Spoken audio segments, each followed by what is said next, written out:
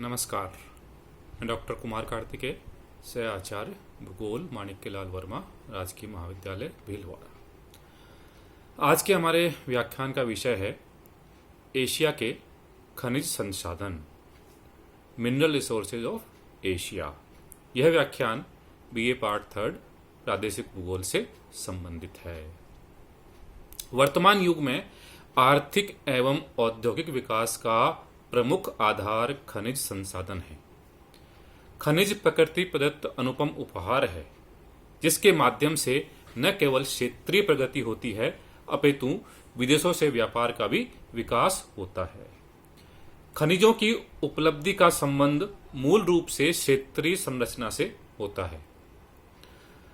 Asia में खनिज संसाधनों में अत्यधिक विविधता है। यह विविधता न केवल उनके वितरण अपितु उत्पादन की मात्रा में भी दिखाई देती है। एशिया में खनिजों का प्रचलन अति प्राचीन है। जब विश्व के अन्य देश अज्ञान के अंधकार से ग्रस्त थे, उस समय चीन एवं भारत में धातु तकनीक का विकास हो गया था।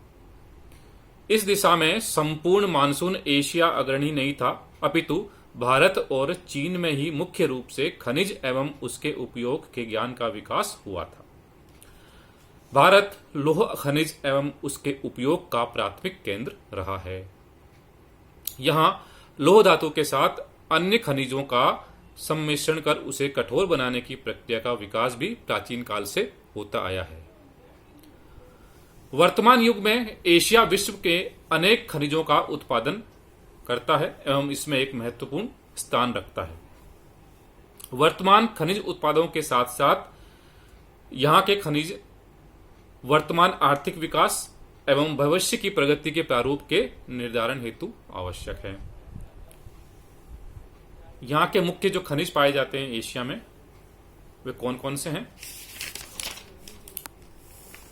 इनको हम दो भागों में बांट सकते हैं, धात्विक खनिज एवं अधात्विक खनिज।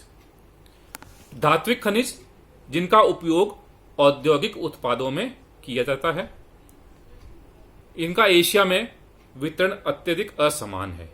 एशिया में भारत, चीन, मलेशिया, जापान, उत्तरी एवं दक्षिणी Korea, Myanmar, Vietnam, Iran, Turkey, Kazakhstan, Mongolia आदि देशों में धात्विक खनिज उपलब्ध हैं। प्रमुख जो खनिज यहाँ पर हैं धात्विक, कौन कौन से हैं? पहला है इसमें लौह धातु, आयरन ओर। एशिया विश्व का लगभग 22% लोहा उत्पादित करता है। यहाँ कच्चे लोहे के चारों ओर जो प्रकार यहाँ पाए जाते हैं कच्चे लोहे के, वे हेमेटाइट, मैग्नेटाइट, लिमोनाइट एवं साइडेराइट, ये चारों प्रकार यहाँ पर पाए जाते हैं एशिया में। इनमें सर्वोत्तम प्रकार का लोहा हेमेटाइट जो है वो भारत, चीन तथा कोरिया में मिलता है, जिसमें लोहे का अंश लगभग 72% से अधिक होता है। चीन एशिया का अग्रणी लोहा उत्पादक देश है, जिसका प्रतिवर्ष औसत उत्पादन लगभग 7 करोड़ मीट्रिक टन है। चीन की हाकाऊ के निकट तायह की लोह खान तथा हुपे और चिंगलिंग के क्षेत्र सर्वाधिक महत्वपूर्ण हैं।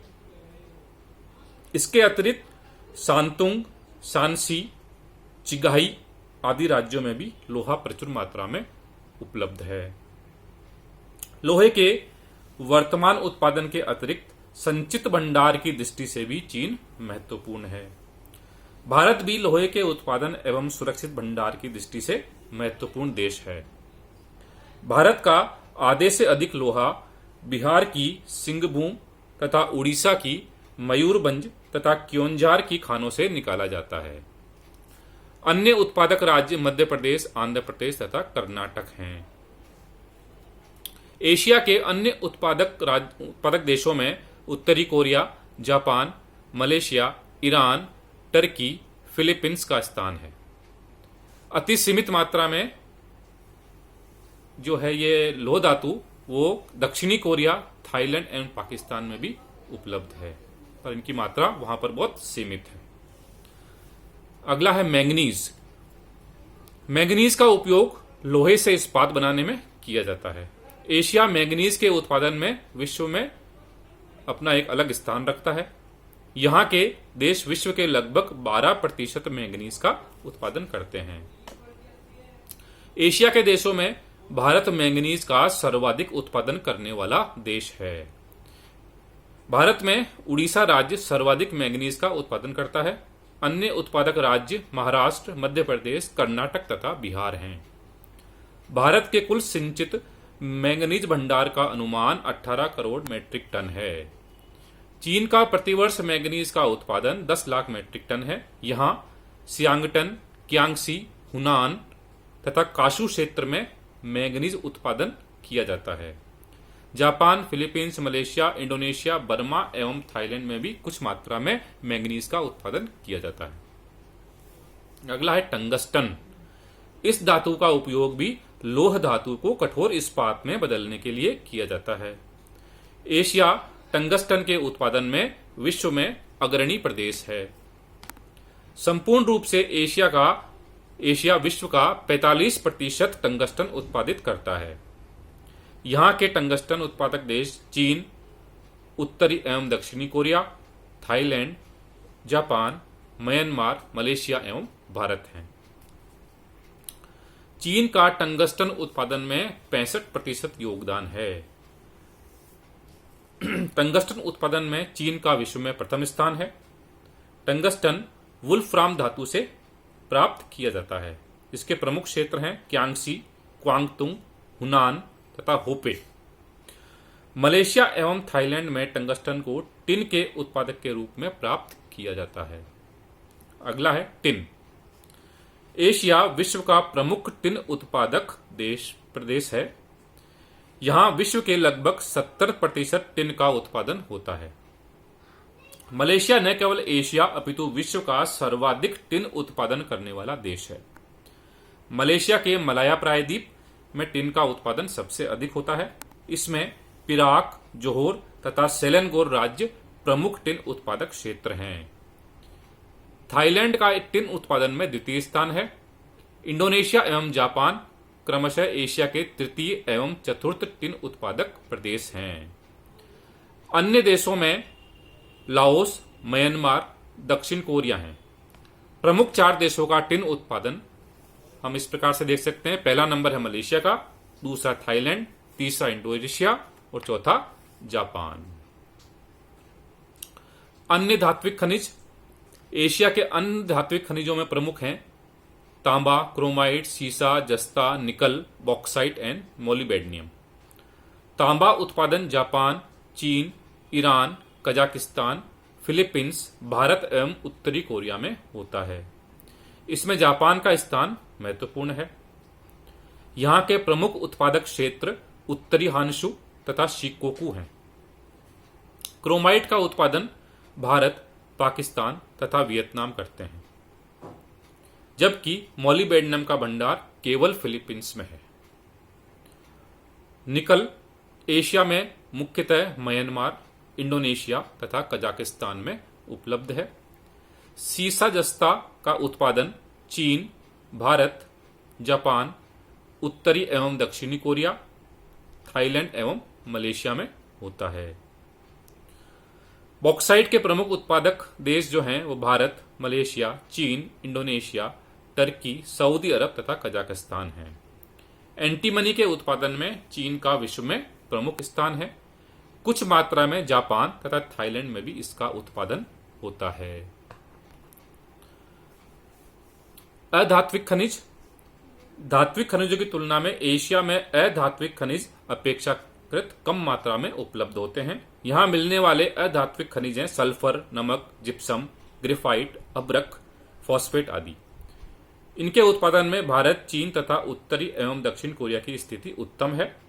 जापान में इनकी कमी है, जबकि दक्षिणी पूर्वी एशिया में ये बहुत ही कम मात्रा में पाए जाते हैं। सल्फर के उत्पादन में इंडोनेशिया, तुर्कमेनिस्तान एवं जापान प्रमुख हैं। अन्य उत्पादक में भारत, चीन तथा फिलीपींस हैं। नमक भारत, पाकिस्तान एवं इंडोनेशिया में मुख्यतः प्राप्त होता है। अब्रक के उत्पादन में एशिया महत्वपूर्ण स्थान रखता है। यहां से संसार की 90% से अधिक अब्रक की प्राप्ति होती है। भारत एशिया का 80% अबरक का उत्पादन करता है। यहाँ बिहार एवं राजस्थान राज्य इसके प्रमुख उत्पादक हैं। सीमित मात्रा में जापान एवं उत्तरी एवं दक्षिण कोरिया में भी अबरक प्राप्त होती है।